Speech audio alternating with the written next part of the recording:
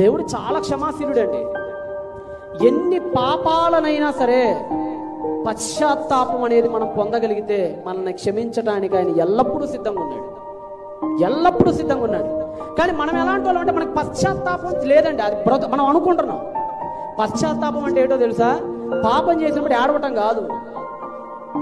పశ్చాత్తాపం అంటే రిపెంటెన్స్. పశ్చాత్తాపం అంటే అర్థం ఏంటంటే పాపం చేసేసి మోకాళ్ళు వేసి పొలోమని కన్నీళ్ళు ఏడవటం కాదు పశ్చాత్తాపం అంటే. మరలా తప్పు చెయ్యకుండా చచ్చేంత వరకు బ్రతకటం పశ్చాత్తాపం అంటే. కన్నీళ్లు ఏశావు కూడా విడిచాడు, కానీ ప్రయోజనం లేదు. కన్నీళ్లు యోధా కూడా విడిచి ఉండొచ్చు, కానీ ప్రయోజనం లేదు. మరలా తిరిగి ఆ తప్పు చేయకూడదు. ఒకసారి మిస్టేక్ చేసావు, ఒకసారి జరిగింది, మన లైఫ్లో ఒక మిస్టేక్ జరిగింది.